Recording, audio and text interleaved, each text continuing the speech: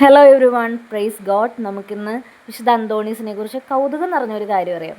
അതായത് വിശുദ്ധ അന്തോണീസിൻ്റെ തീർത്ഥാടന കേന്ദ്രങ്ങളിൽ ഒരു പ്രധാനപ്പെട്ട നേർച്ചയാണ് തിരുസ്വരൂപത്തിൽ പൂമാല ചാർത്തുന്ന നേർച്ച.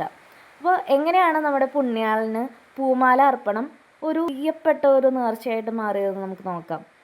അതായത് പൂമാല അർപ്പണം അതൊരു സമർപ്പണത്തിൻ്റെ പ്രതീകമാണ്. നമ്മളെ തന്നെ നമ്മൾ വിശുദ്ധൻ്റെ കരങ്ങളിലേക്ക് സമർപ്പിക്കുന്നതിൻ്റെ പ്രതീകം. അപ്പം അന്തോണിയുടെ കയ്യിലിരിക്കുന്നത് ആരാണ്? നമ്മുടെ സ്വന്തം ഉണ്ണീശോയാണ്.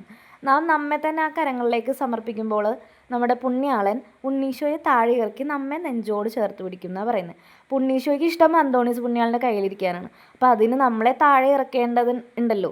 നമ്മൾ നമ്മുടെ ഒരാഗ്രഹം, നമ്മുടെ നിയോഗം സമർപ്പിച്ച പുണ്യാളന് മാല ചാർത്തുമ്പോൾ പുണ്യാളൻ നമ്മളെ നെഞ്ചോട് ചേർത്ത് പിടിക്കും. അപ്പം നമ്മളെ താഴെ ഇറക്കി ഉണ്ണീശോയ്ക്ക് പുണ്യാളൻ്റെ കൈകളിലേക്ക് കയറാൻ നമ്മുടെ ആഗ്രഹങ്ങൾ നമ്മളെ അനുഗ്രഹിക്കുക എന്നുള്ളതാണ്.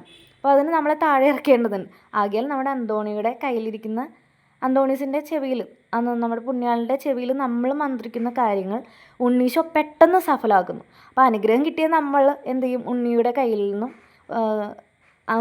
ഉണ്ണീശോയ്ക്ക് കയറാൻ വേണ്ടി അന്തോണീസ് പുണ്യാളൻ്റെ കയ്യിൽ നിന്ന് ഇറങ്ങും. ആ സമയം തന്നെ, ആ ക്ഷണത്തിൽ ഉണ്ണീശോ വീണ്ടും അന്തോണീസ് പുണ്യാളൻ്റെ കയ്യിലേക്ക് കയറും. ഇതുകൊണ്ടാണ് വിശുദ്ധൻ്റെ മധ്യസ്ഥതയാൽ വളരെ പെട്ടെന്ന് അനുഗ്രഹങ്ങൾ ലഭിക്കാൻ കാരണവും. Praise God. Thank you.